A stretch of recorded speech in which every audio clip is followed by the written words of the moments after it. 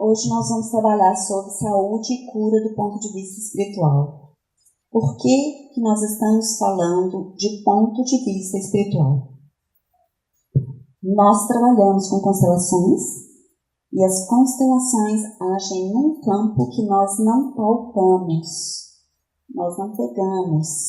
Então, quando nós falamos em campo espiritual, nós estamos falando desse campo mórfico, esse campo energético, que muitas vezes ele só se torna realidade pela repetição. Então a gente acessa esse campo uma vez, a gente acessa ele mais uma vez, e assim ele vai virando uma realidade para nós. Mas os efeitos dele só são perceptíveis pela nossa dedicação ao campo. Quando nós nos dedicamos como representantes, então a gente tem respostas, ok?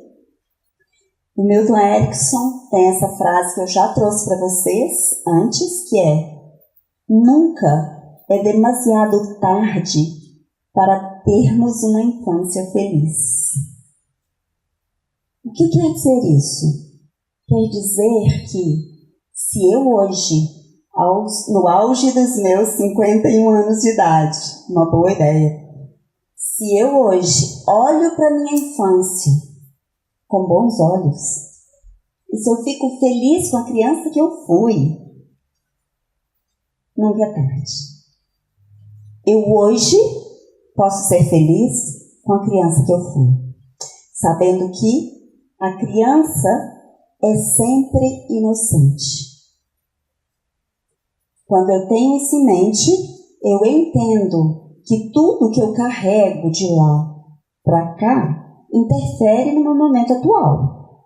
Faz de mim alguém mais pesado ou mais leve ou mais cheio de problemas ou menos problemas, o que for.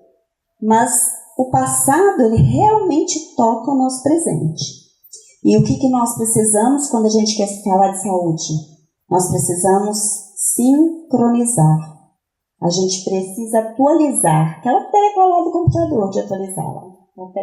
Toca lá. Atualizar o nosso passado em relação ao momento presente. Quando nós conseguimos isso, então a gente pode se abrir para o que é hoje. E hoje é a plenitude. Hoje é tudo que nós temos. Ok?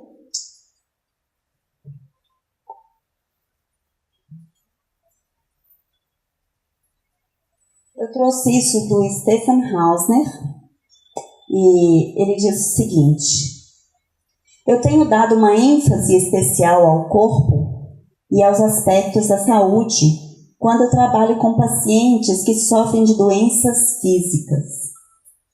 Como naturopata, eu não percebo uma separação entre a alma e o espírito e o corpo.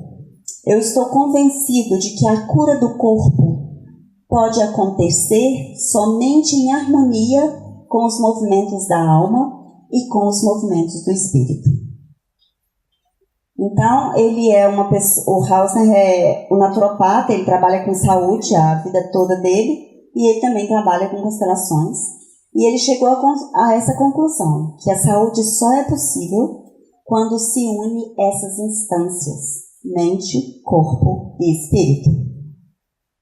Quando eu trabalho só o meu corpo, e vocês devem estar carecas de ver isso na vida do dia a dia de vocês, pessoas que vão para um tratamento crônico na alopatia, elas não ficam completamente curadas, elas não ficam completamente educadas para a saúde. Muitas vezes elas ficam completamente reféns de medicamento e às vezes do próprio terapeuta, médico, que for, que está trabalhando com ela nesse nível de apaziguar sintomas.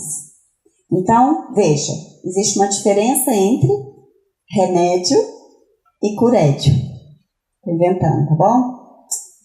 A cura, ela é diferente de remediar. Nós estamos trabalhando aqui para saúde e cura. Vocês viram o título que eu dei? Saúde e cura. Nós não estamos falando aqui de remediar e de fazer de conta que está tudo bem. É aqui que eu gosto de contar para vocês aquela experiência que eu tive num grupo de médicos, num estudo de caso, e era uma apresentação de um câncer raro. Uma mulher que faleceu num tempo muito recorde, assim, por um câncer muito invasivo e que era conhecido já que esse câncer era muito invasivo e ela faleceu muito rápido. E na descrição do caso, o colega médico falava assim, ela não tinha nenhum problema, só esse câncer. Como nós trabalhamos com a ideia de que nada é só físico, para nós existe uma interação entre o corpo, a mente e o corpo físico, físico, a mente e o espírito. Como a gente entende que existe uma interação, em algum nível essa pessoa já estava doente sim. Então, quando um médico alopata ou uma pessoa que estuda só a medicina convencional, os tratamentos convencionais, traz essa história de que ela não tinha outros problemas, a gente desconfia quando a gente tem em mente que tudo depende de uma harmonia, pelo menos em 3 níveis. Ok? E eu gosto muito desse slide porque, em geral, a doença chega por uma resistência. E geralmente quem resiste pergunta, eu? Eu estou resistindo? Mas eu sou tão aberta. A pessoa que resiste, muitas vezes ela não percebe que resiste, né? Então, qual é o tema com o qual o paciente não está de acordo em sua vida? Ok? Vamos supor que o tema que eu não esteja de acordo seja a minha relação com a minha mãe. Vamos supor que o tema que eu não esteja de acordo seja a minha relação com a minha profissão. E talvez o tema que eu não esteja de acordo seja o meu casamento. Seja qual for o tema no qual eu não me coloco inteira, aquilo a que eu resisto, aquilo que eu faço assim com o meu corpo, eu me afasto. Sabe essa história de que a gente precisa abraçar? Nas constelações a gente fala que a gente precisa tomar e incluir, não é assim? Essa inclusão, ela vai acontecer e liberar as doenças quando eu parar de resistir. Na resistência, eu evito. Né? Quando eu evito, eu excluo. Quando eu excluo, a alma vai demonstrar consequências, ou aqui e agora, ou para as próximas gerações. Ok? E aí vocês já podem, vocês mesmos, pensarem qual o tema que eu resisto, né? Qual tema é difícil para mim? Então, quando nós desviamos do amor, né? A gente falou disso ontem, né? Que o amor é a cura, mas que nós vamos, às vezes, para o amor de uma forma muito romântica, e não para o amor que é amplo e grandioso. Então, nós adoecemos todas as vezes que nós saímos da sintonia do amor do Espírito. Em sânscrito, o amor tem várias palavrinhas. Então, tem várias palavras para identificar o amor em sânscrito. Uma delas que eu vou lembrar para poder falar para vocês é prem. Prem significa amor divino. Mas tem várias outras palavrinhas para significar amor. Nós temos apenas a palavra amor. Então, nós precisamos de ter critérios de amor para a gente entender em que grau eles estão. Vamos ver. Se eu estou falando do meu amor pelo meu companheiro, se eu estou falando do meu amor pela vida, se eu estou falando do meu amor pelos filhos, e cada um é um critério de amor. Só que qual o amor que nós estamos falando para que a gente tenha a cura? Nós estamos falando do amor do Espírito. É aquele amor em que eu consigo olhar para o meu igual, meu semelhante, né? Eu consigo olhar para o meu semelhante e concordar que ele tem um papai, ele tem uma mamãe, e que todo o desafio que chega para ele é o tantinho que ele precisa para se desenvolver e ser uma pessoa melhor. Quando eu respeito assim o outro, então eu saio da compaixão, eu saio do julgamento, eu saio do medo e daquele amor que a gente fala lá que o ajudante não pode ter, né? O ajudante de constelações não pode ter.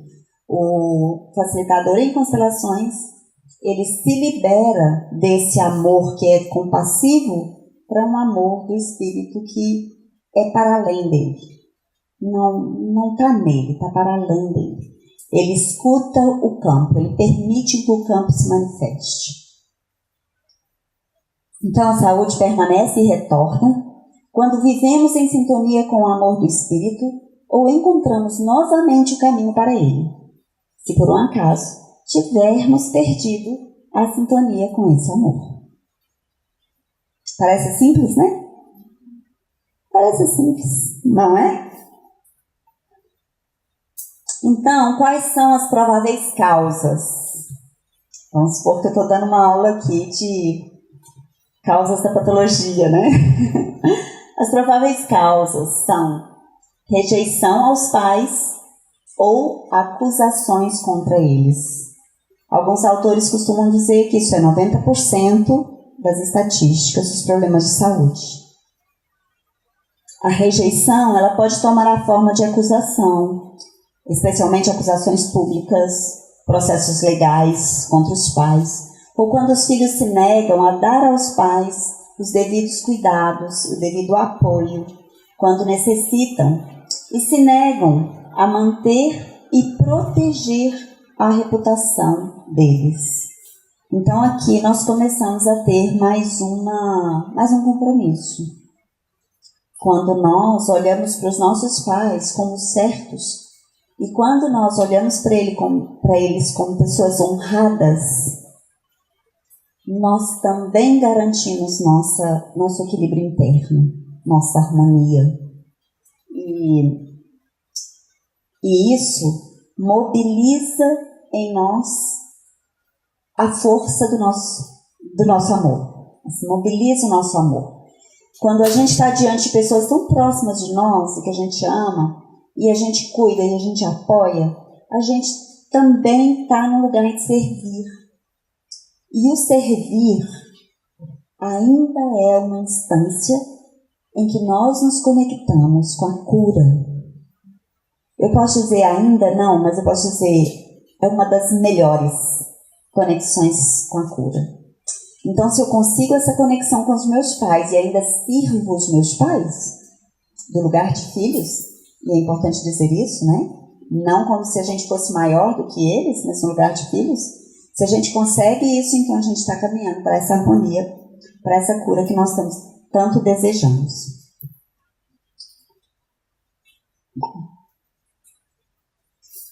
Outra causalidade, a gente pode dar o nome de arrogância, né?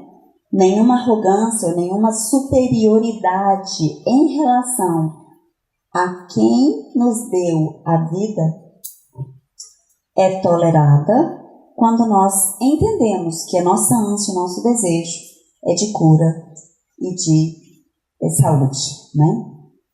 O amor do Espírito não tolera a rejeição aos pais, não importando os motivos. Podem ser os motivos mais razoáveis para a nossa justiça, ou até para nós mesmos, ou as pessoas à nossa volta, elas podem nos recomendar fortemente que a gente, olha, não dá, seu pai não dá, seu pai aquilo, olha, sua mãe não podia ter feito isso. Independente de qualquer ação, de qualquer personalidade, de qualquer equívoco na ação dos pais, isso não nos tira o lugar de filhos. Se nós olhamos para a fonte da vida, com a força que essa fonte tem, nós temos a força. E essa força vai fazer com que, mesmo eu não podendo reparar alguma coisa que meu pai ou minha mãe fizeram em vida, e eu não posso porque eu sou pequena para isso, eu possa simplesmente reconhecer que para além daquele equívoco está a fonte da minha vida. E vocês podem dizer, mas isso é muito difícil. Sim, isso é muito difícil, principalmente quando a gente está lidando com famílias em que os pais tiveram atitudes animais naquele relacionamento. Eu entendo perfeitamente, mas a gente não confunde isso com a fonte. A fonte vai ser sempre a mesma. E aí eu tenho algumas pessoas, alguns alunos e clientes do consultório que ainda se indignam com o fato de dizer assim, nossa, então eu tenho que ficar feliz com a vida que veio de um estupro? A gente esquece as circunstâncias e a gente olha para o efeito daquilo. A circunstância foi estupro, mas foi a partir desse estupro que a vida veio. Então, tem um lugar para a indignação, tem um lugar para olhar para a vida, tal qual ela veio. E quando nós estamos diante do filho desse estupro, nós estamos diante da vida, da bênção. Se eu estou diante da mãe que sofreu o estupro, é outra circunstância, e eu vou tratar aquilo que essa pessoa tiver de demanda. Mas eu estou tratando dessa criança que foi fruto dessa situação, é uma postura de, uau, a vida chegou até você. É uma reverência, ok? Por isso que o desafio grandioso do constelador, e nós estamos falando isso aqui para vocês porque vocês estão se formando, é diminuir o julgamento. Então, tudo aquilo que te indigna na sua vida é digno de ser tratado. Porque se você carrega a sua indignação para dentro do seu atendimento, você vai trabalhar com aquilo que é critério para você. E não com aquilo que é critério para o trabalho. Ok?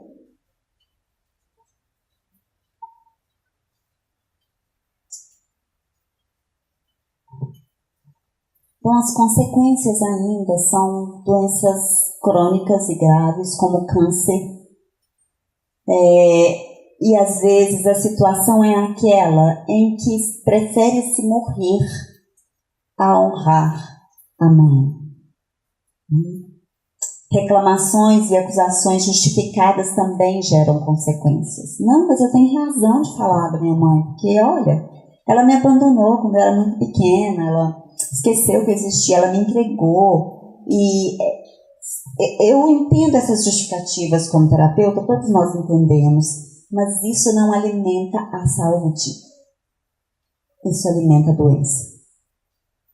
Independente daquilo que foi difícil de sustentar pela personalidade da sua mãe e do seu pai, independente disso, a gente olha para a fonte, a gente olha para de onde veio tudo. Eu só posso me expressar talvez até um pouco melhor do que os meus pais, e aqui eu estou falando não falando de mim, estou falando em geral, só porque eu tive pais.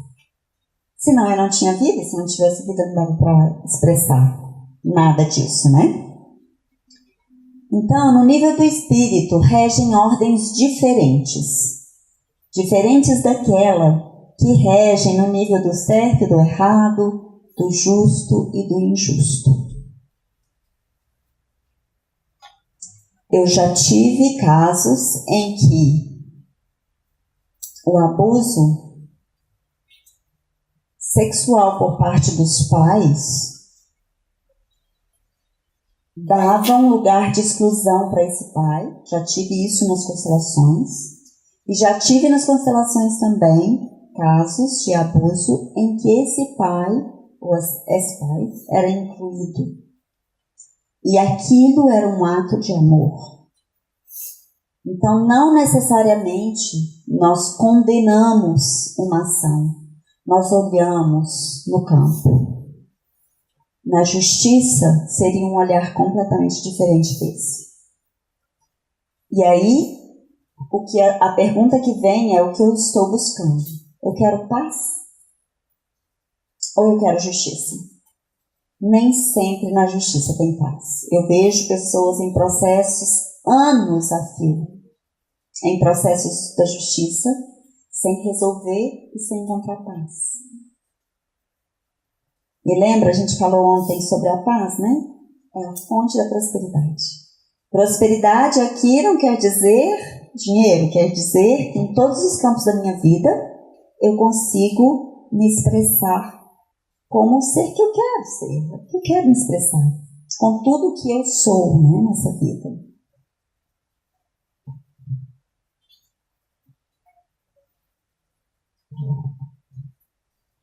Eu acho que eu postei essa frase para vocês, né? Quem tem o maior peso específico na alma? São os pais. Ninguém se dedica ao essencial de modo tão intenso quanto eles. E aqui eu quero parar um pouquinho no essencial. O que é o essencial, pessoal? O essencial é dar banho, dar comida, levar para a escola, buscar da escola, levar na natação, buscar da natação, conversar, sentar, ajudar a criança a sair do lugar que está difícil para ela, ajudá-la a romper a fase da criança para adolescente, da adolescente para o adulto. Isso é essencial. E todos vocês aqui que tiveram filhos, ou que têm filhos, né, para cuidar ainda, sabem disso. Que o essencial foi garantido para que eles pudessem chegar na vida adulta. E o essencial é o tudo. Sem comida, sem condições básicas, a vida não consegue seguir. Não a vida humana. Talvez a vida animal, né? A vida animal, sim, né? Aquela história que eu costumo contar para vocês da girafinha que já nasce em pé, né? Ela já nasce andando. A mãe dá a luz em pé e ela já nasce andando. Não é o caso do ser humano. Nós estamos aqui para desenvolver o nosso amor. E como pais, é uma grande escola. A escola do amor, quando a gente é pai e mãe, é uma grande escola. Ninguém sofre e ama tão profundamente, se empenha com uma força tão grande como os pais, absolutamente comuns. Você me ajudar a entender quem tem o maior peso específico na alma, esse maior peso.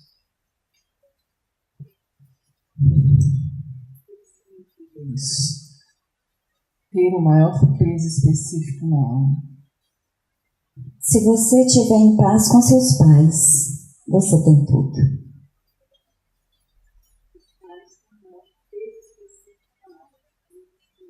Se você tem os seus pais na sua alma, no seu coração, você tem tudo. Ou seja, eu posso amar todos os desabrigados, todos os envolvidos na tragédia de Brumadinho, que é super atual agora para nós, né? Mas se eu não tenho um peso de amor em relação aos meus pais, que amor é esse? Essa é a questão, sabe? A questão é, eu posso levar minha compaixão para 1000 lugares, mas se lá dentro da minha casa eu não consigo me render à fonte da vida, eu estou incompleta. Né? Eu estou incompleta e essa desarmonia pode ser entendida pelas minhas células como uma necessidade de reparação. Por que a doença vem? Para te contar. Olha aqui sua oportunidade de reparação. Então a doença é muito bem-vinda. Ela é um alerta. Ela é a possibilidade de a gente sair do lugar. Então, como tomar os nossos pais de um modo espiritual? Como? Como podemos aprender a honrar e a amar os nossos pais e encontrar um caminho de volta para eles? Como podemos voltar para eles quando estamos separados deles ou ainda quando esperamos algo deles que eles não conseguem ou não podem nos dar? Então aí eu peço para vocês investigarem dentro de vocês. Ainda tem alguma coisa que eu estou cobrando do papai e da mamãe? Ainda tem alguma coisa que eu estou esperando deles? Ainda tem alguma coisa que impede o meu caminho na direção da reverência a eles? Essa é a pergunta. E se tem, eu realmente me proponho a vencer? Eu realmente me proponho a trabalhar ao ponto de chegar no momento e dizer, parece que eu consegui. Porque tudo nessa vida é uma escolha. Você pode entrar em contato com esse conhecimento e falar, isso para mim não faz o menor sentido. Ou você pode falar, uau, eu quero vencer essa etapa que ainda me prende, que ainda me segura. É por isso que eu acredito que esse tipo de trabalho que nós estamos fazendo é que concorre para a saúde. Porque é o nosso aprendizado. A gente está aprendendo aquilo que é a nossa deficiência. E com isso a gente está nos abrindo para uma possibilidade de um caminho no sentido de vencer isso que é a nossa deficiência. Não é assim? Quando a gente quer correr uma maratona, a gente não tem que dar um passo após o outro, treinar todos os dias e aumentando o tempo e aumentando exigindo mais de nós, para que um dia a gente possa chegar à vitória daquela intenção. Também é assim no nível emocional. Eu detecto um problema e eu quero resolver esse problema. Então eu vou dando passinhos na direção da solução. Tá bem? Como retornar ao amor por nossos pais? Só apenas quando a gente vai além do bem e do mal. Quando a gente passa a amar no nível do espírito. Quando nós olhamos demais para a personalidade dos nossos pais, quando a gente olha demais para os problemas, para os defeitos, para os equívocos de caráter, talvez, que a gente possa pensar, tudo isso está num plano muito concreto, muito óbvio. O plano que nos conecta com os nossos pais é quando nós olhamos com os olhos do Espírito e a gente, então, se dedica a olhar além deles. É nesse lugar que a gente realmente consegue esse amor. E aí vocês podem perguntar, Elaine, precisa de constelar? Não, para fazer isso não precisa de constelar, não. Mas treinar o nosso padrão a fazer diferente é o nosso grande desafio, né? É muito fácil para nós repetir a ladainha do script que a gente contou pra gente uma vida inteira, sabe? É muito fácil repetir a ladainha. Falar assim, porque papai, porque mamãe, porque isso. A gente percebe que a gente saiu desse lugar quando as pessoas perguntam sobre o nosso passado e nós não falamos mais as mesmas palavras. A gente não se refere mais ao problema que aconteceu lá. Porque o papai era assim, porque a mamãe era assado. A gente passa a falar de outro lugar, de outro nível. É quando a gente sobe um nível na espiral da vida. Hoje em dia a gente usa muito essa metáfora dos jogos, né? Porque os jogos estão na pauta do dia da maioria dos nossos jovens. Então, quando eles querem mudar de fase, eles se dedicam muito para eles conseguirem mudar de fase. E aqui estamos nós também para mudar de fase. Um assunto da nossa vida que é as nossas relações familiares, né? São as nossas relações familiares, são as nossas relações com o outro, mas no nível que nós queremos que seja elevado. não serve mais para nós aqui o nível básico. Esse já não atende mais as nossas intenções. A gente quer profundidade, não é assim? Ainda mais vocês agora, já no 5º módulo, vocês não querem mais uma coisa rasa. É profundo. E a gente se aprofunda quando a gente se eleva. Olha que legal essa metáfora, né? Eu só me aprofundo quando eu me elevo. Quando eu estou no lugar comum, então quando eu ainda me maltrato, sabe? Os chicotes da Maria Coitada, por exemplo. Aqueles chicotes em que eu me bato porque, nossa, coitadinha de mim, a baixa autoestima. Tudo isso está num nível em que eu não me elevo. Qual que é o nível em que eu me elevo? Quando eu me conecto com aquilo que há de divino em mim, com minha essência, o meu sagrado. Então isso realmente me traz para um outro nível. Então, um trabalho de constelações, e para a gente continuar falando aqui de saúde, todos estão no mesmo nível, né? Quem vive, vive, e é equivalente a todos que vivem. Assim como todas as outras pessoas, todos nós fomos pensados e fomos lançados na existência pela mesma fonte, pelo mesmo espírito. Então, por isso que não há desigualdade. Estamos em níveis diferentes muitas vezes, mas nós não estamos desiguais.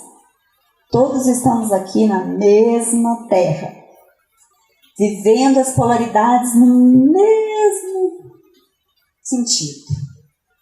Não tem ninguém que, se está chovendo agora, aqui como está chovendo para nós, para ele não está chovendo.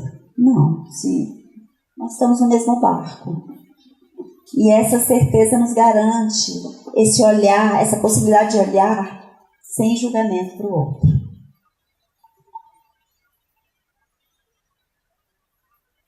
Sempre que nós nos comportamos como se pudéssemos dispor sobre a vida alheia, achando que nossa vida tem mais valor, ou alguma precedência em relação à vida do outro, nós infringimos essa lei, essa ordem da igualdade. Às vezes nós não fazemos isso atirando com um revólver.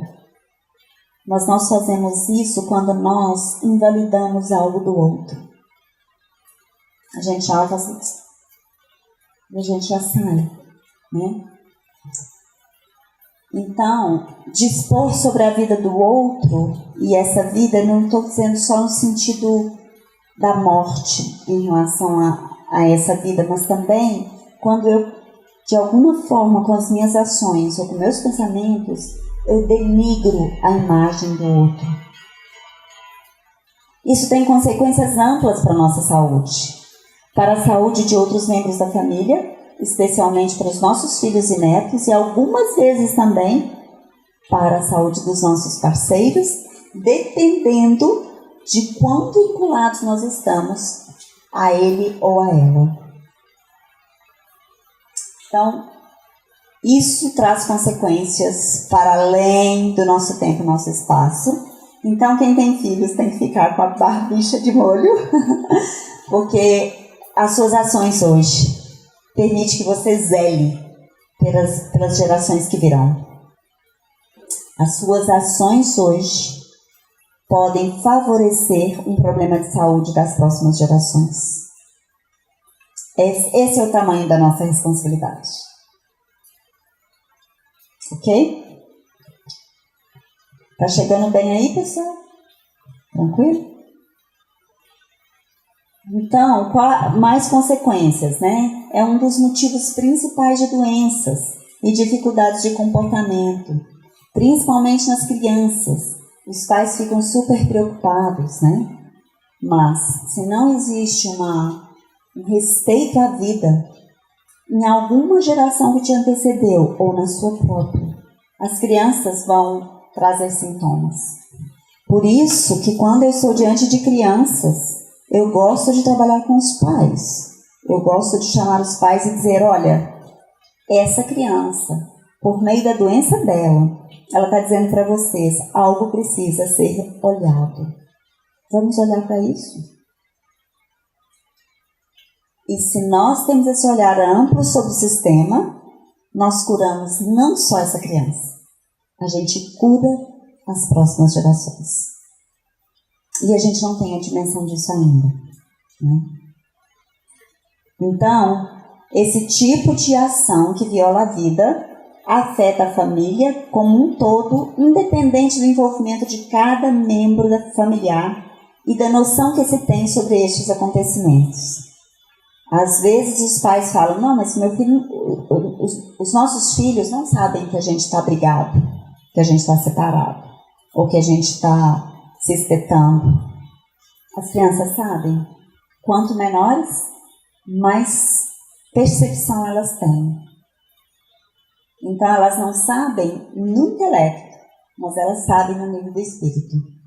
Por isso que as consequências de uma separação devem ser medidas antes da coisa acontecer.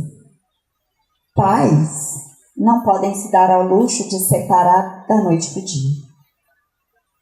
Marido e mulher pode, se não tem filhos envolvidos, mas se tem filhos envolvidos, faz isso com cuidado, porque você pode afetar não só os seus filhos, mas você pode afetar os seus netos com a sua ação, se for uma ação leviana. Os que foram excluídos e rejeitados, e às vezes até assassinados numa família, como um aborto, por exemplo, mais tarde serão representados por outros membros familiares sem que tenham consciência disso. Então, lembra disso, né? O aborto provocado, ele tem característica de assassinato.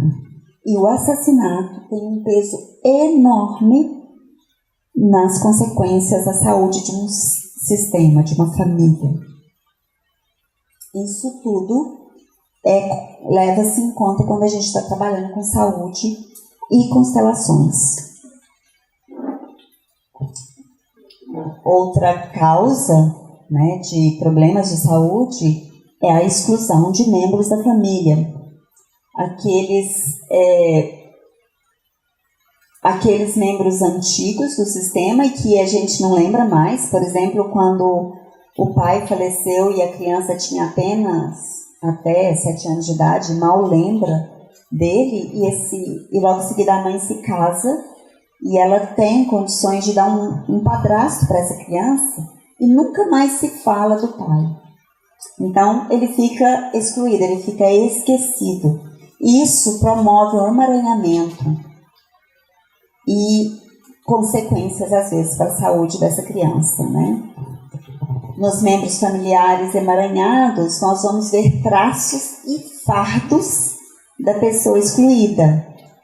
A gente já viu aqui nesse campo que, às vezes, o representante dá sinais de um movimento que a pessoa fala, eu sei quem é essa pessoa, eu sei quem é ela. Eu me lembro de um caso que eu trabalhei com uma moça que queria encontrar um companheiro, e quando a gente colocou os representantes, tinha uma pessoa que representava ela, que arrastava a perna. Era uma pessoa meio coxa.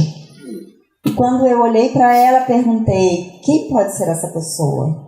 Ela me disse, essa é a minha avó. Ela identificou imediatamente com algo do sistema dela, né? E muitas vezes nós estamos nesse vínculo, nesse emaranhado, e a gente não percebe que a nossa vida está sendo deixada de lado. A gente está vivendo a vida de alguém. Puro amor cego, né? Essa alma que se liga a tudo e a todos e não aceita nenhuma exclusão. A agressão daqueles que excluíram alcançam os descendentes, refletindo novamente e posteriormente nos agressores. Então, veja, quando eu excluo, eu rechaço. Eu posso ser muito agressiva nesse lugar, e essa agressividade também pode ser vivida depois por um novo grupo familiar de descendentes. Ok? Tanto a ação daquele que exclui quanto do excluído, todos os dois podem afetar, né, esse campo. Tanto aquele que exclui, igual você está dizendo, seu rechaço, e tem nesse processo um sentimento de raiva, de indignação, e isso pode ser passado. Assim como o que o excluído foi, né? Essa pessoa excluída do sistema pode ter sido uma pessoa, sei lá, invejosa ou de atos de violência, também pode estar emaranhado numa pessoa no presente. Exatamente. Geralmente o excluído que vive como excluído, ele também agride, ele também adoece, ele também vive um movimento todo que é emaranhamento puro. E ele também é como se ele justificasse a permanência disso para a próxima geração, pelos atos dele, né? Por isso que a cura é para todos, né? Todos têm um lugar, todos devem ser lembrados, não é? Eles são lembrados pelos seus nomes e ocupam seus lugares de volta em suas famílias quando a gente dá lugar a eles. E quando a gente dá lugar, a cura pode acontecer. Assim ganha-se o senso da ordem e o senso do pertencimento, e as crianças podem recuperar a saúde do comportamento agressivo que as coloca em perigo. Eu posso contar um caso também que eu atendi no consultório. Eu acho que eu já contei esse caso para vocês, mas era o filho... Era o neto de uma pessoa que trabalhava para uma paciente minha. Ela pediu que eu atendesse essa família porque o menino estava com muita dificuldade na escola e estava sendo muito agressivo na escola. Então, como eles não estavam achando muito o que fazer, ela me pediu que eu atendesse. Então nós fizemos uma constelação individual com os bonecos. E o que tinha acontecido nessa família era que a mãe desse menino tinha sido morta pelo padrasto dele. E ele assistiu. Então, na constelação que ele fez, que a gente foi mexendo com os bonequinhos, eu chamei, né? Esse é um jogo da família. Nós vamos jogar esse jogo juntos e vamos ver o que a gente pode fazer para as coisas ficarem bem. Ele colocou a mãe dele fora do campo no final e o padrasto do lado. Foi assim que terminou a constelação dele, e a notícia que eu nunca mais ouvi, e a notícia que eu tive dele era que ele tinha parado de bater na escola e estava começando a aprender. Eu já tive sucesso assim com a homeopatia também. Uma criança que não tinha condição de aprender, que vivia só brincando com insetos, ela era muito antissocial, e com uma medicação homeopática a gente conseguiu equilibrá-la e ela passou a se relacionar e ela passou também a aprender. Então, os meios de cura, eles são vários, né? Mas qual é que toca em qual momento? E qual que eu estou propensa a tomar no momento atual, né? E a outra história é, aquilo faz sentido para mim? Aquilo faz sentido para o meu cliente? Se o cliente está buscando uma ajuda, qual a ajuda que eu vou dar que realmente faça diferença na vida dele? Sempre aqui nós vamos ter esse olhar para o nosso cliente, né? Para a maioria de nós que vamos trabalhar com isso. Às vezes, trazer os excluídos de volta apenas não é suficiente. Por quê? Alguém arrisca uma resposta a isso? Por que às vezes não é suficiente eu trazer os excluídos de volta? Porque isso às vezes não basta. Oi? Trazer de volta é incluir. Mas por que isso não é suficiente?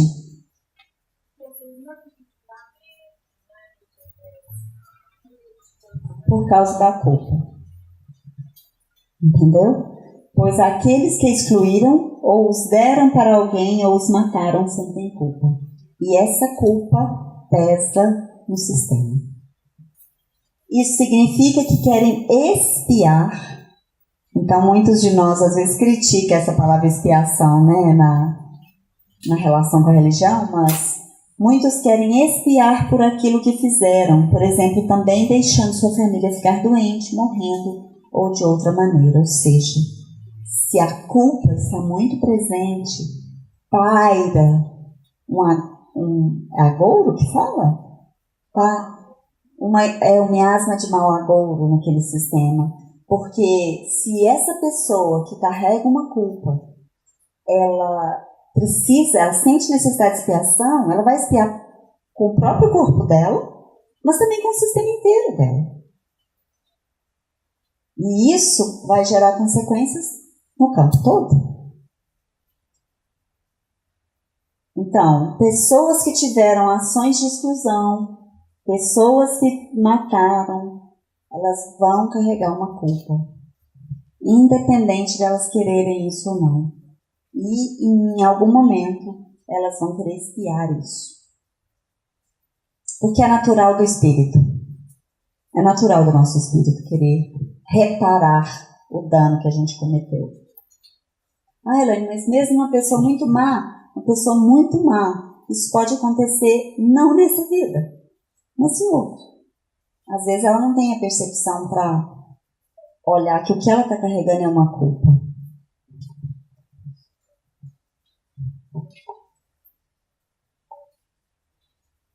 As crianças frequentemente ocupam este lugar para os pais. Ou elas adoecem, ou elas até morrem no lugar dos pais. Por causa desse amor, né? Esse amor ingênuo, esse amor dedicado que as crianças têm para com os pais. Ou cometem algo para que sejam punidos e então não expiam apenas a própria culpa, mas também a culpa dos pais. Então eles fazem algo que eles vão ser repreendidos por isso, aí os pais ainda enfrentam eles e eles sentem que estão ajudando os pais a expiar a própria culpa. Sim, claro. Deixa eu dar o microfone. O que significa culpa? A culpa é quando você sente que você fez algo que tem consequências muito danosas para o sistema. É aquela explicação que eu costumo dar para vocês, né? Que se você atropela um cachorrinho e você não sente nada, é estranho. Porque quando a gente vai contra a vida de alguma forma, mesmo que a gente não tenha intenção, a gente sente algo ruim dentro da gente. Agora, se a gente não sente nada, a gente já está para além daquela pessoa que é insensível, né? Os psicopatas mesmo, né? Uma doença mental muito séria. São coisas diferentes, né? A responsabilidade é a habilidade de responder. Quem carrega a culpa não respondeu. Entendeu? Quem carrega a culpa é porque não respondeu. Eu vejo às vezes pessoas dizendo assim, mas eu já paguei na justiça. Então essa pessoa já respondeu. Mas eu não sei se ela liberou a culpa. E isso é muito pessoal. Isso a gente tem que assistir no campo. Sabe? Porque mesmo ela tendo falado, não, na justiça dos homens, eu fui preso, eu fiquei tantos anos detido, eu paguei pelo meu erro. Mas às vezes ela não liberou a culpa. E às vezes ela nem tem consciência disso. E é a próxima geração que vai trazer isso à luz na forma de expiação. Entende?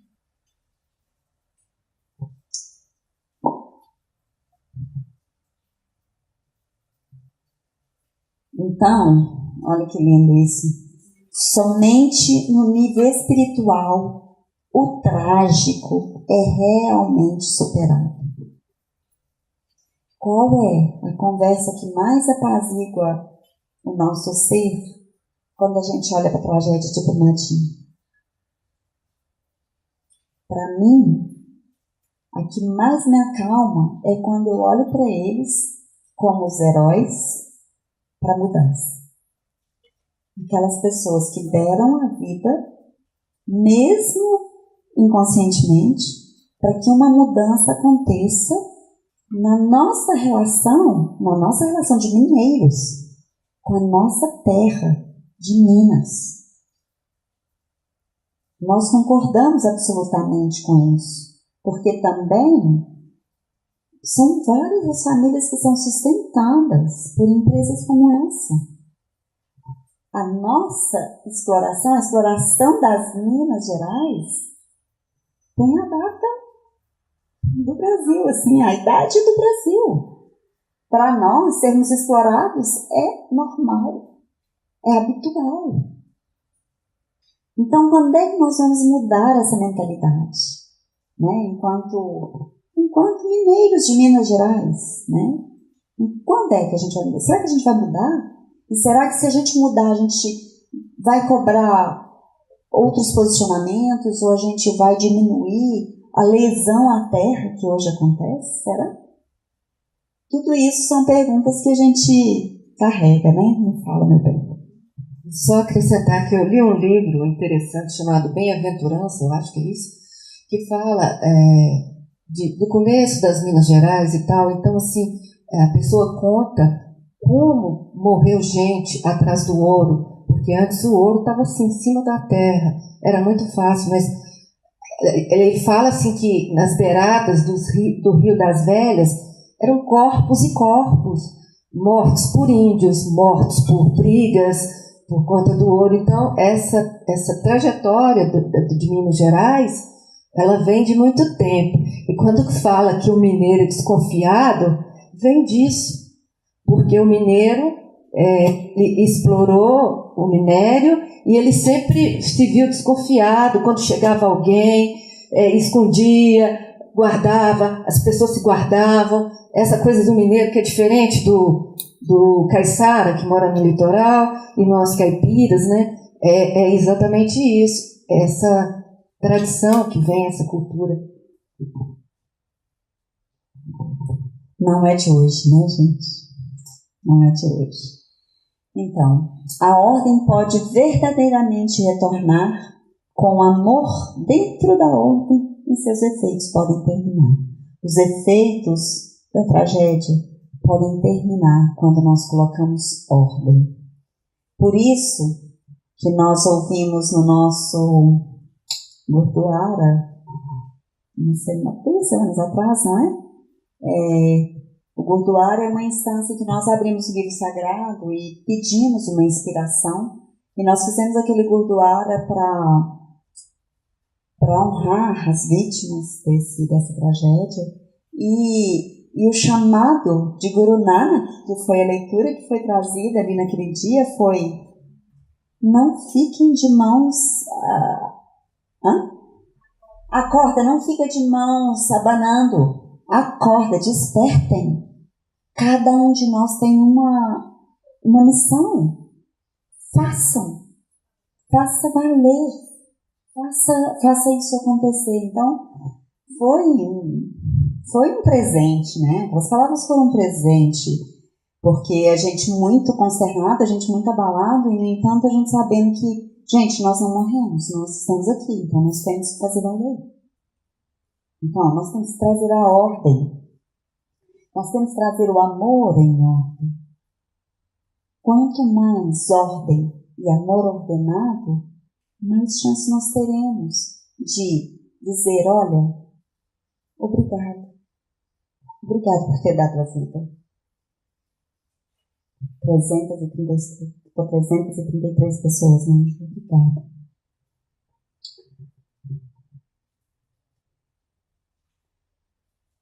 Então, o convite é um convite para a gente desprender das nossas concepções mágicas, as nossas ideias de solução mirabolante que não vão acontecer sem o nosso esforço. permite uma sensação de leveza e então se alcança um nível mais elevado. O que é desprender de uma concepção mágica? Eu achar que, por exemplo, prendendo essas 6 pessoas que foram presas agora essa semana, está tudo resolvido. É uma concepção mágica.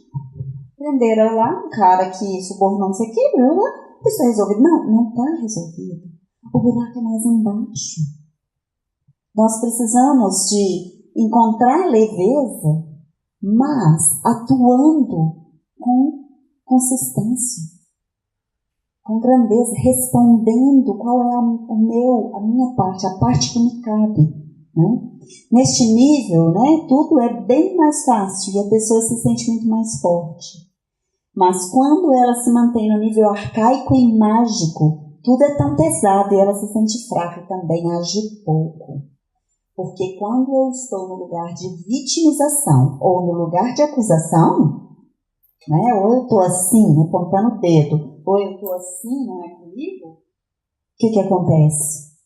Eu estou nesse nível mágico. As coisas vão ser resolvidas, deixa pra lá, isso vai ter solução, de um jeito ou de outro. Mas aí essa pessoa ela está fraca em algum ponto e ela não tem ação. E quando eu não tenho ação, não adianta nenhuma compaixão. Compaixão quando eu não posso fazer nada, quando eu acho que eu não preciso fazer nada, né? Então, atua sempre em nós algumas concepções dessa natureza. Alguns scripts, uma historinha que a gente conta pra gente mesmo, de que a gente não precisa se envolver.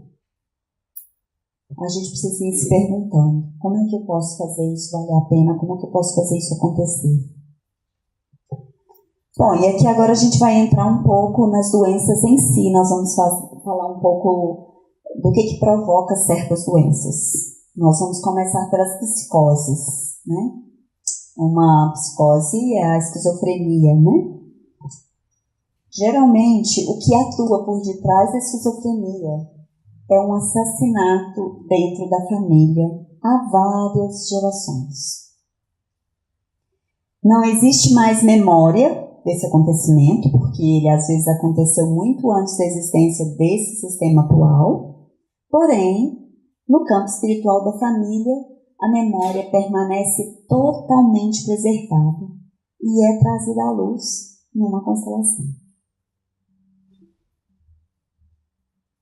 Eu acho que tem mais alguma explicação aqui. O psicótico está simultaneamente emaranhado com 2 pessoas que se opõem. Então, eu estou tanto identificado com o autor do assassinato, quanto com a vítima do assassinato. Então, nessa dicotomia, né, nessa profunda conexão entre partes completamente opostas, a gente vai ver que o grande amor está ali na tentativa de reconciliar esses opostos. Se existir um acontecimento assim numa família, um membro de cada geração subsequente tem que representar aqueles que ainda não se reconciliaram. Por isso que uma fala comum que nós temos quando a gente está diante de constelações assim é: na morte somos todos iguais. Porque não tem vítima, não tem agressor no plano espiritual. No plano espiritual tem um espírito. A gente perde muito na vida, a gente perde bens, a gente perde a vida. Mas no mundo espiritual, o que a gente pode perder? Não tem a materialidade envolvida, né? Mas é um caso muito comum, a gente pega isso muito habitualmente no trabalho de constelações familiares. Então, enquanto vítima e agressor são representados por uma única pessoa do sistema. E essa pessoa, no fundo da alma, ela quer que esses dois se reconciliem para que a paz volte a reinar. Olha o tamanho do coração do psicótico. Olha o tamanho do amor. Sim, não vem. Pois não. Já houve um caso em que eu assisti uma constelação que era esse o caso, sabe? De gerações passadas, né? E parece que tinha tido desentendimento entre irmãos. Aí a pessoa, o constelando no caso, veio à tona o caso, né? Assim, deu para perceber, eu percebi assim. Aí no caso vem a luz, né? A constelação vem a luz. No caso, esse momento que vem a luz, a pessoa se liberta e libertaria também o sistema dele e as próximas gerações. Como que ficaria assim, no caso? Porque veio a luz, né? Se naquele momento o assassino e a vítima se tornaram assim, no mesmo, reconciliaram, vem a luz, aí isso vai favorecer a toda a família, e as próximas gerações, né? Porque seria bom. Será que essa libertação é para sempre?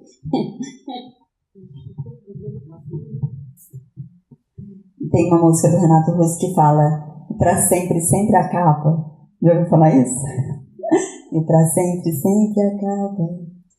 Olha, eu não posso te responder isso com certeza absoluta. O que eu posso dizer é que é um movimento. Imagine que você queira... Ok, vou usar esse exemplo da limpeza do Rio Paraupeba agora, né? Que a Vale está comprometida com esse trabalho de não deixar os rejeitos tomarem conta chegarem no Rio São Francisco, não é isso? Então, muita ação vai precisar ser feita para que isso seja entendido, e a gente não tem certeza se isso vai realmente acontecer. Eu posso fazer uma metáfora em relação ao que você me perguntou. Talvez aquela pessoa, naquela psicose, naquele momento, seja muito aliviada, e talvez ela consiga estancar a evolução disso até um certo ponto. Aquela constelação talvez consiga. Mas podem ter outras pessoas muito sensíveis que também captam aquilo. E elas podem também levar isso um pouco adiante. E elas também podem precisar lapidar algo na vida delas com aquele amor cego. Então a gente nunca vai ter uma resposta para isso a não ser olhando para aquele sistema. O que aconteceu depois daquela constelação? Como as pessoas ficaram? E na próxima geração, houve ainda algum psicótico? Houve algum esquizofrênico? Percebe que é um estudo de longo prazo para a gente ter uma resposta como essa? Agora, o Hellinger tem muita experiência com psicoses, ele tem isso escrito em livros, e a gente sabe de muitas boas respostas que ele teve. Ele conta isso nos congressos, quando a gente está com ele. Ele conta que pessoas esquizofrênicas passaram a ter independência, não só pessoal, mas também financeira, começaram a trabalhar e se libertaram dessa dependência da doença. Então, a gente tem muitas histórias boas sobre a cura ou pretensa cura desses casos. Tá? A psicose, ela quer unir aqueles que estavam separados. Olha que lindeza. A hora que você olha para o psicótico, tomando remédio controlado e ficando ainda mais prostrado, mais sem consciência de si mesmo, né? Olha que profundidade que é pensar que a psicose quer unir aqueles que estavam separados. Unir os que foram excluídos da família, porque este acontecimento foi amedrontador. E por isso ninguém mais quer olhar. Então, o psicótico é o corajoso. É aquela pessoa que olha para aquilo que ninguém quer nem saber.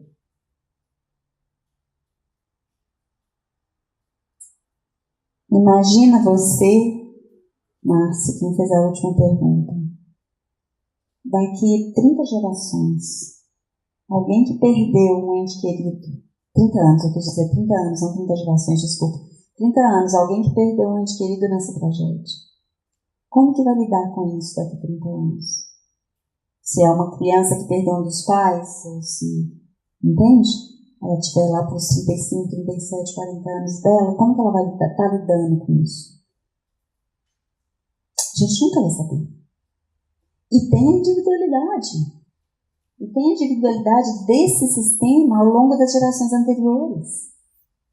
Então, são muitas variáveis. Por isso que a gente não generaliza. A gente olha cada caso. Porque cada caso tem sua especificidade.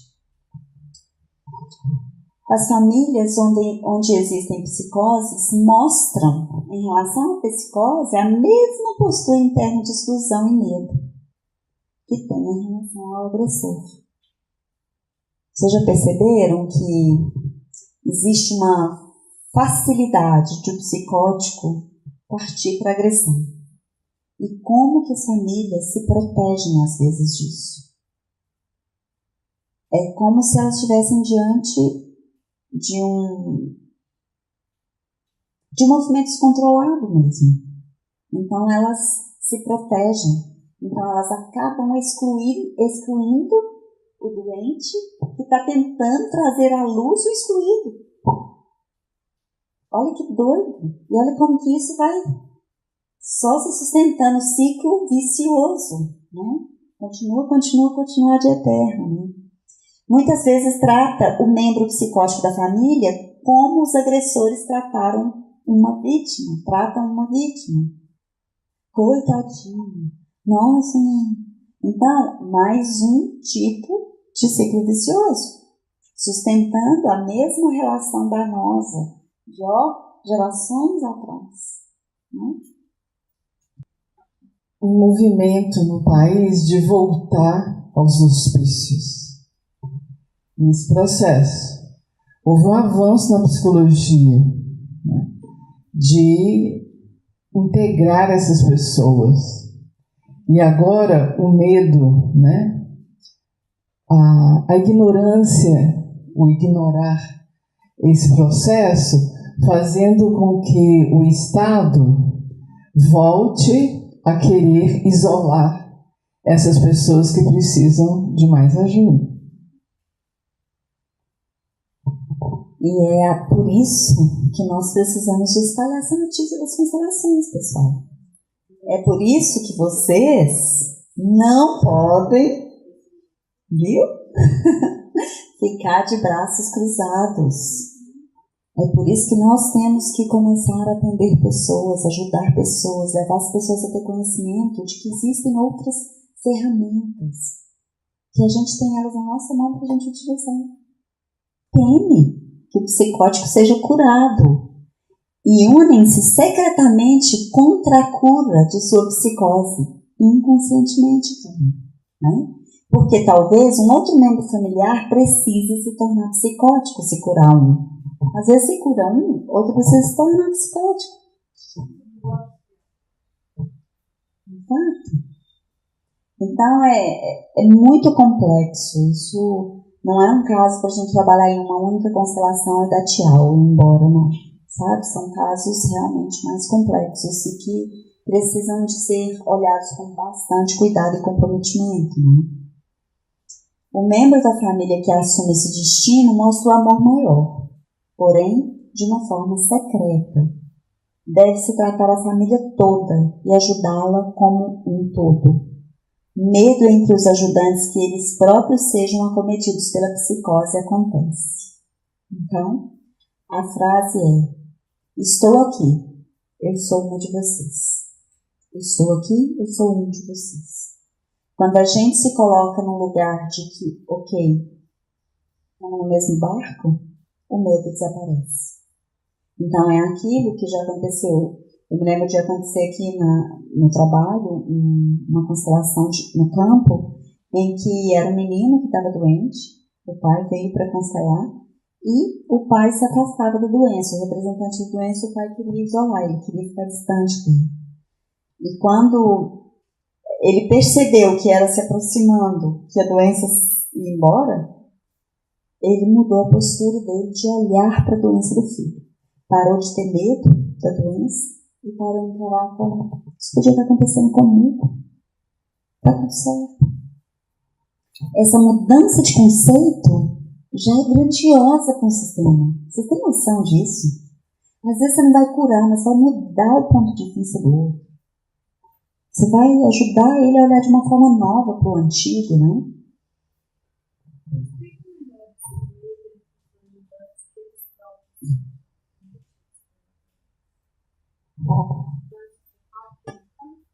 Não, ajudantes de uma pessoa psicótica.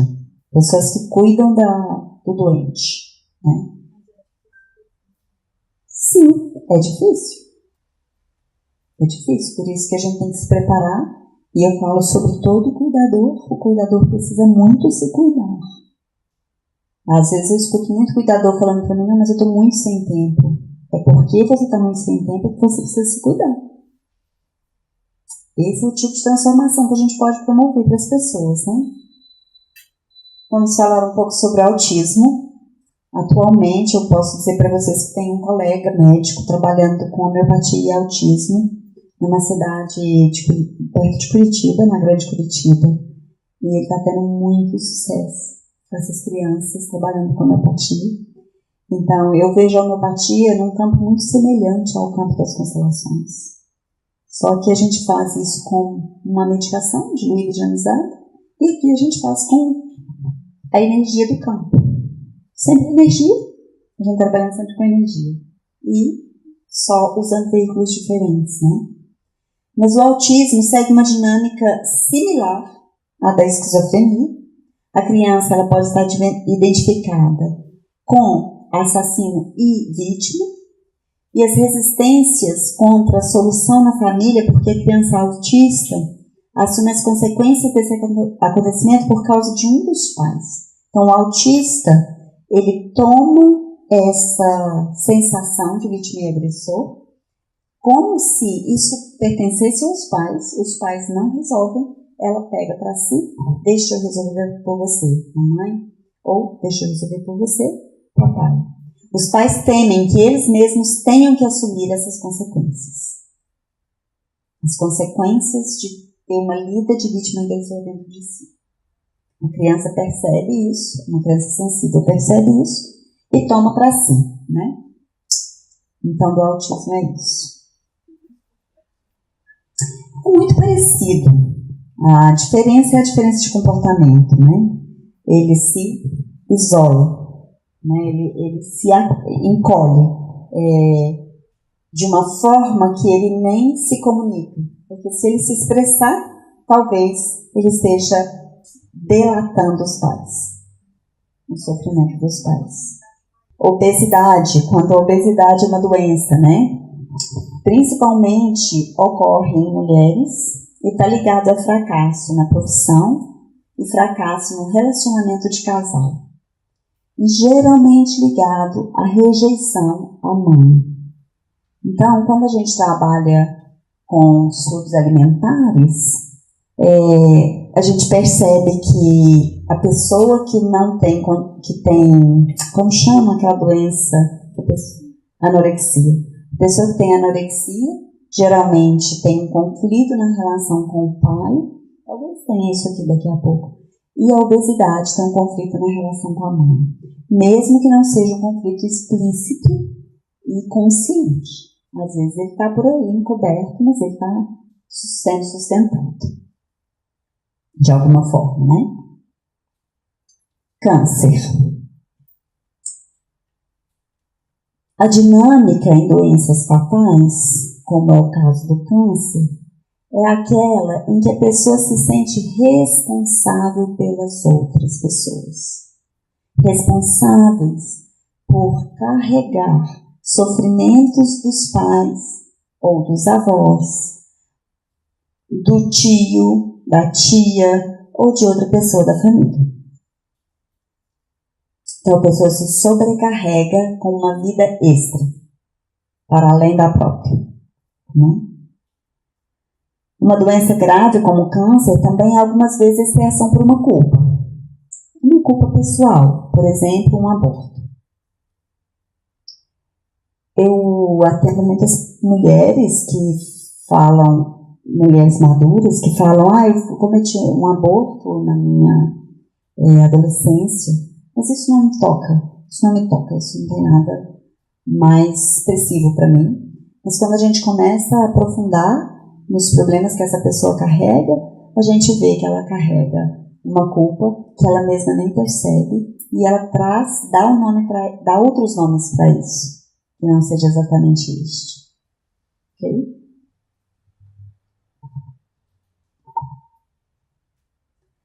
Notei que muitas pessoas com câncer, isso é o Hellinger falando, né? Principalmente no câncer de mama, dão, mas se recusam a receber. Antes de tudo, recusam-se a receber a própria mãe. Receber a mãe e fazer uma profunda reverência será o passo que cura. BH Liebert Hellinger, tá bem? Não é Belo Horizonte. Então, essa seria a cura do câncer. Essa conexão profunda com a mãe, independente daquilo que impediu essa relação de acontecer num tempo, num espaço. Câncer de pele está substituindo alguém que pertence ao sistema, com quem a pessoa tem uma forte ligação de amor, a qual ela não pode ou não deve reconhecer e amar, como se eu estivesse vestindo a pele de alguém, porque essa pessoa ela não tem um bom lugar no sistema, então eu não posso dizer que eu amo, então eu mostro que eu amo. Trago para minha pele, trago para minha expressão esse amor. Drogas, né? Aí são as adições, né? As adições tóxicas, né? Porque alguém toma alucinógeno, por quê? A imagem que faço dessas pessoas é que não lhes basta o que possuem. Essa também é uma fala do Hellinger. Não é suficiente. Aquilo que tem não basta, né? E geralmente está numa dificuldade na relação com o pai. Alguma exigência ou alguma rejeição na relação com o pai.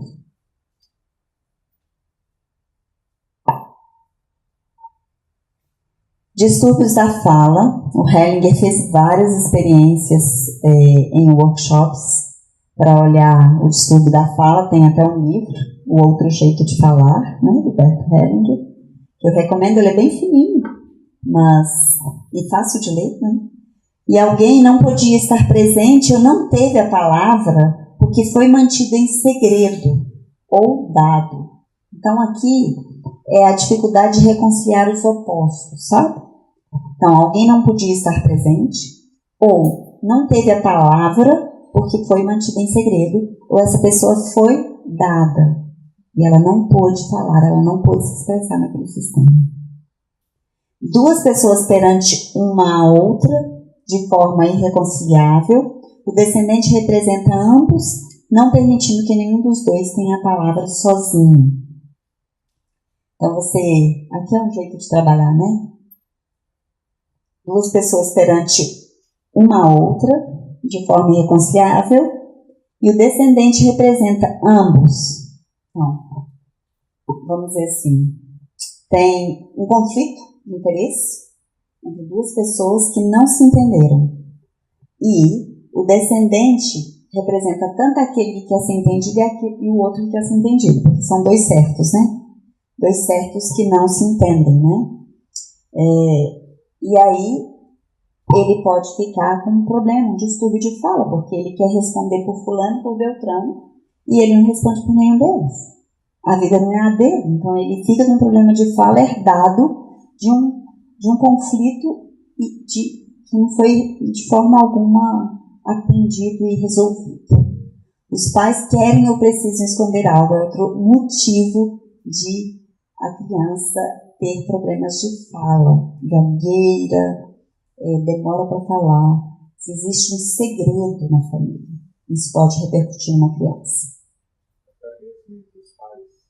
Até mesmo entre os pais. Sim.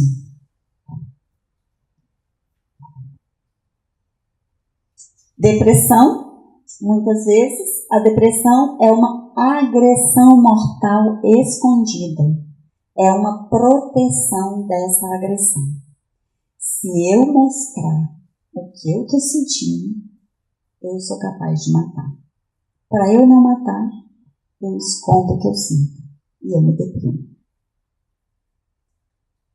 Geralmente falta um dos pais no coração. A depressão geralmente tem um vazio, tem um hiato nessa relação com um dos pais. É aquela história de que um pai não pode ser pai e uma mãe não pode ser mãe. A mãe não pode cobrir a ausência do pai e o pai não pode cobrir a ausência da mãe. Doença de Crohn é uma doença do intestino delgado. Não é? Quem está aqui pode me ajudar? Acho que é uma doença inflamatória muito grave e que deixa a pessoa muito debilitada porque a absorção ela fica deficitária. E a solução passa por um movimento de aproximação em relação à mãe. A mãe desse paciente ou está envolvida com a sua família de origem, ou com um parceiro anterior, ou ainda com uma criança perdida ou abortada, e ela não está disponível para esse filho. Então, o envolvimento assim dificulta a relação desse paciente com a mãe. Então, ele está lutando para ter um olhar da mãe, e a mãe está completamente envolvida com algo que aconteceu anteriormente. E essa pessoa não se cansa de buscar, né? Diante de um quadro como esse, a gente precisa ajudar o nosso cliente a perceber que ele não vai ter o que ele quer da fonte que ele está buscando, dessa fonte onde ele busca. Que ele vai ter que buscar aquilo que ele anseia para a vida dele de outra fonte. Sem esquecer que a mãe é a fonte da vida. Pode não ser a fonte do carinho, pode não ser a fonte do amor, pode não ser a fonte da nutrição, mas é a fonte da vida. Então, para a pessoa, para o cliente que está nessa situação, ele fica muito confuso. Como assim? Como assim que eu tenho que honrar a vida, sendo que o afeto não veio junto? Né? Porque às vezes a carência do afeto grita, berra no ser daquela pessoa, né?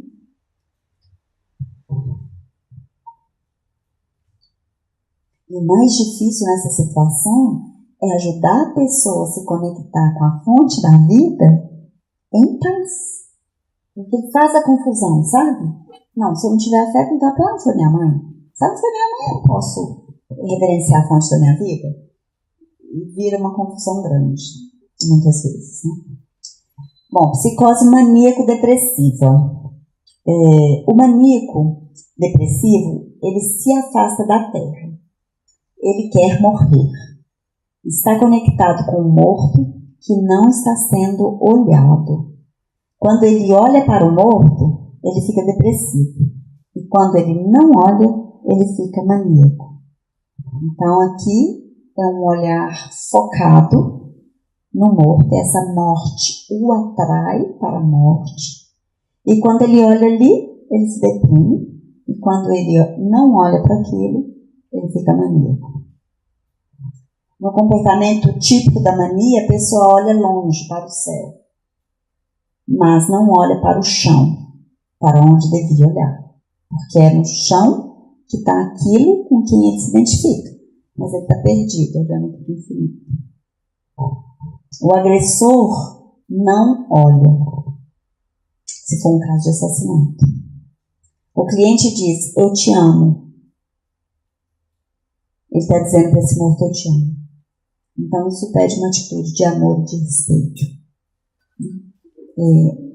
É um amor maior, né? É um olhar amoroso.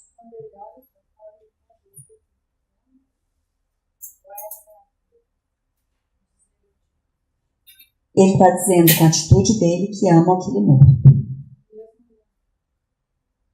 Não, veja, Não façam confusão. Quando, num trabalho de constelação, o cliente está olhando para longe no céu. Quando um cliente estiver olhando para o infinito, lá para longe no céu, você desconfia que ele pode estar vivendo uma situação de psicose maníaco-depressiva, e o que ele devia fazer é olhar para o chão e não olhar para o céu. Essa é uma dinâmica de constelação. Tá? O que o cliente está dizendo com a doença dele para o morto é: eu te amo. Ok? Quando o assassino olha para o outro lugar, não vai ter solução. Não se olha para o cliente, olha-se para o sistema. Quem não tem nada a ver não precisa fazer nada. Nem o terapeuta precisa fazer algo. Quando o cliente olha, o outro não olha. O terapeuta não deve olhar, senão ele é puxado também para isso. Então, é muito comum nesses casos a gente virar o cliente para o futuro. O que ele precisa, ele olha tanto para o morto, que a gente precisa desviá-lo desse olhar. A gente precisa ajudá-lo a olhar para um lugar que é o futuro dele. Porque a facilidade de olhar para o morto é muito grande. Isso aí não é o problema. A não ser quando ele está olhando para o infinito, a gente ajuda ele a olhar e depois vira ele para o futuro. Para ele saber, olha, essa é a sua conexão, mas aqui não tem futuro não. Que tal o futuro? O futuro está ali. Vamos olhar para o futuro. Como você se sente? Quando o assassino olha para outro lugar, não tem solução. O assassino, ele precisa olhar para o alvo do assassinato, que é o morto. Se o assassino não olha para o morto, não tem solução ali naquele campo. Você não tem nada para fazer ali. Agora, se o assassino olha para quem ele matou, então tem alguma chance. É esse envolvimento que a gente tem que saber que pode levar até o terapeuta para o buraco, se ele não cuida. E agora vamos falar um pouco sobre medos, asma, dores crônicas, alergias. Todos muito ligados. Traumas de separação na primeira infância. A criança perde a confiança nos pais por uma separação prematura da mãe ou do pai. Depois da separação, a criança defende-se contra a dedicação dos pais e reprime o seu real anseio de proteção. Então, os sintomas são uma forma de resolver esse conflito. O alérgico está dizendo para a pessoa que ele realmente ama. Vai embora. Então, isso é muito fácil de explicar, porque, vamos supor, alergia na pele, né? Às vezes a pessoa faz na pele uma doença que afasta as pessoas, não é isso? Ela está dizendo, vai embora. De alguma forma, ela não toma aquilo que ela precisa tomar, porque ela sente dentro de si uma separação que ela não conseguiu,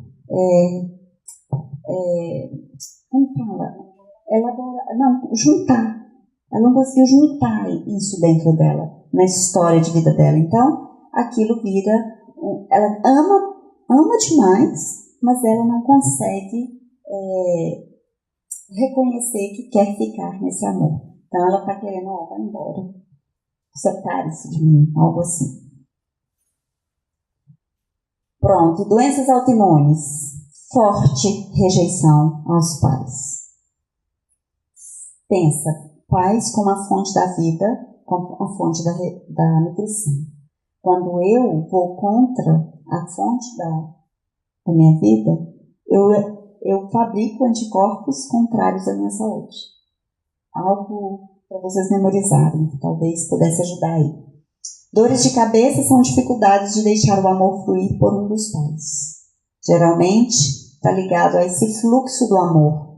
Eu barro, porque meu pai em tal data fez tal coisa e desde então eu comecei a ter dor de cabeça. Né? Geralmente está ligado a isso. A fibromialgia está ligada à raiva. A raiva de uma criança que se sente abandonada, quer dizer, uma pessoa adulta que na infância se sentiu abandonada, né? Raiva contra um parceiro que causou uma grave decepção ou que tem um vício de beber. Raiva por ser um sentimento adotado de uma parceira anterior, do pai, que foi injustamente abandonada por ele. Essa dinâmica a gente já conhece aqui do trabalho, né? Isso também pode gerar fibromialgia. Hipertensão. Na pressão alta, a dinâmica familiar condicionante é um amor que foi ou que precisa ser reprimido. Eu não posso contar o quanto eu amo essa pessoa. Eu tenho que fechar. Na hora que eu reprimo, a pressão sobe, né? Contraio e a tendência de subir a pressão. Agora a gente vai mais rápido, porque agora são menos complexas essas doenças, assim, em termos de explicação. No diabetes, é um desejo inconsciente de morte. As pessoas que contraem a doença não se permitem ou não conseguem receber nada dos pais. Elas se portam na vida como se elas precisassem fazer pelos pais, e não como se elas pudessem tomar dos pais. Elas invertem o posicionamento, às vezes muito jovens ainda, na infância. E eu estou falando de diabetes tipo 1, não estou falando de diabetes tipo 2, tá? É tipo 1.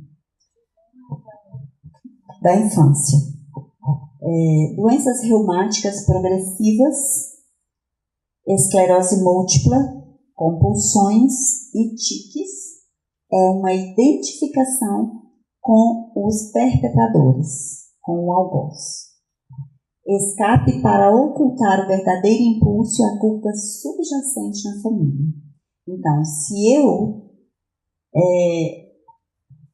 mostrar o meu impulso, eu vou matar alguém.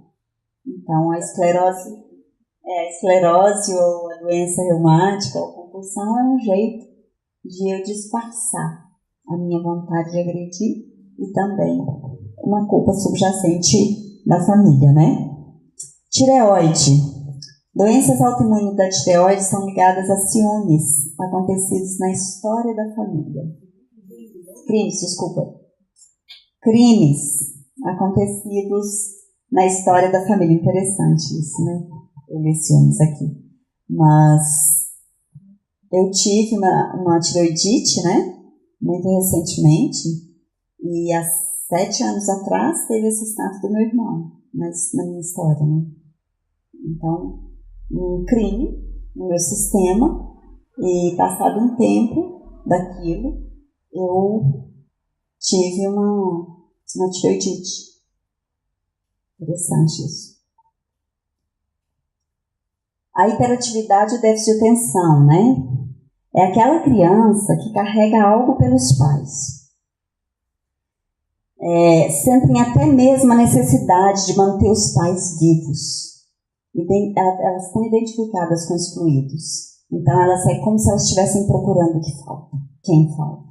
Elas são atentas e correndo atrás do excluído, daqueles que faltam no sistema, ou então carregando alguma coisa pelos pais e aliviando a história dos pais. Guarda aí a pergunta, tá? Cistos de ovário tem muito a ver com crianças falecidas prematuramente, perdas de bebês, seja porque morreram cedo ou às vezes até por abortos, né? Abortos não provocados. Problemas digestivos, relação difícil com a mãe, geralmente relação difícil com a mãe, talvez em algum momento, né, da história de vida dessa relação. Problemas de sono, medo ou preocupação de que um membro da família vá embora ou morra enquanto a pessoa dorme. Abuso sexual. Em virtude de uma ligação com a sua família de origem, os parceiros anteriores em virtude de uma ligação com a sua família de origem, a parceiros anteriores ou a filhos falecidos, a mãe não está livre em sua alma para a relação com seu marido e a filha entra em seu lugar. Né? Então aqui a gente percebe que quando a mulher não está completamente pronta para tomar a relação, ela, de alguma forma, inconscientemente oferece à criança. Eu vou mandar isso para vocês. Então, o estupro seria uma transferência de um incesto.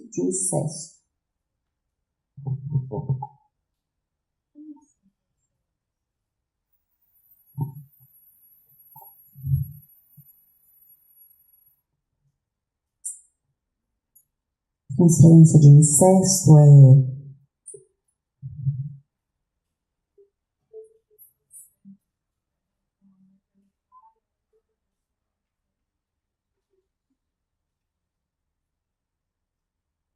eu vou ter que pesquisar.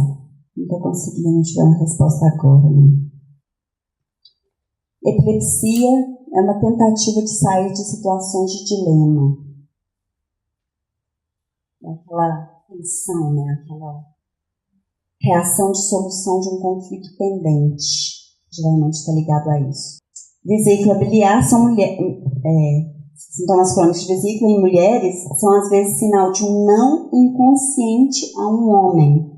E aqui a experiência é em relação às mulheres. Não existe uma experiência aqui em relação aos homens, mas talvez a gente possa fazer uma leitura semelhante também para o mundo masculino. Mas isso a gente precisa de ainda testar no campo, tá?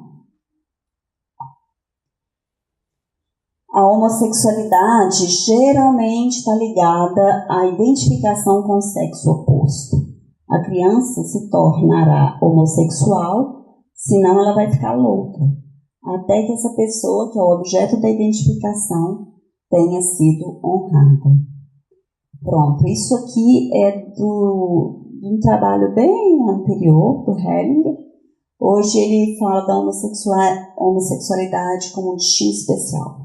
Ele fala que é um caminho em que esse membro da família ele presta um serviço para esse sistema, de uma forma especial.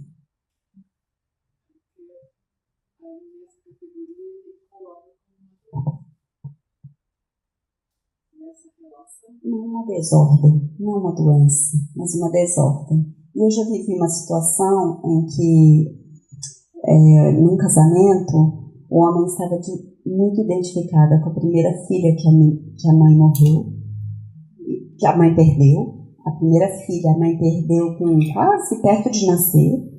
E esse homem estava tão identificado com essa menina que ele fazia as coisas da casa como se ele fosse uma menina. Quando ele era criança, ajudava a mãe nas filhas. E no casamento dele, ele não conseguia ter qualidade na relação íntima. E depois desse trabalho, a vida dele se transformou. Então, depende do nível dessa desordem também. E também do que a pessoa topa no sentido de eu quero mesmo esse caminho, eu quero aquele outro caminho. Não exatamente doença, sabe? E quando a gente pensa em desordem, a gente pensa em desordem em vários níveis, né? O julgamento, quando a gente consegue sair do julgamento, né, a gente coloca uma tranquilidade na lida com as questões que a gente chama de benesse divina, né? Quando a gente olha para cada um, de acordo com cada um traz e tem, e a gente concorda com as diferenças do jeito que elas são, com a pessoa do jeito que ela traz. Então nós vamos fazer essa meditação na hora que a gente voltar à parte. Só me lembrem que é página 90 do livro O Amor do Espírito, por favor. Permitir que o outro permaneça na sua grandeza, reconhecendo nossa impotência e concordando com ela, é a maior benesse quando a gente vai trabalhar com saúde, com cura, tá? Independente do que nós pensamos daquilo que a pessoa traz. A pessoa que sabe, ela que sabe até onde ela quer ir e o que ela quer resolver, né? E às vezes o caminho que ela vai traçar para si é um passinho que vai representar muita coisa. E às vezes eu quero para essa pessoa um passão que para mim representaria grande coisa. Então aqui o julgamento ele realmente precisa silenciar para a gente fazer um trabalho real de ajuda. Senão a gente vai ficar nos nossos padrões pessoais e não vamos servir ao outro com o que ele carrega. Então o caminho em direção ao espiritual é um caminho de purificação. Nele nos desprendemos de muitas ideias, principalmente muitas ideias de poder. A gente sai de conceitos, a gente sai de preconceitos e a gente sai de ideias de grandeza que realmente não nos cabem para essa relação de cura. Quanto mais nos recusamos a envolver-nos com a mensagem e o sentido da patologia, tanto mais patológica ela se torna. Lembrar sempre, e aqui o meu fechamento seria esse, a doença é um convite a rever meu modo de agir, a rever o meu modo de olhar e de sentir a minha realidade.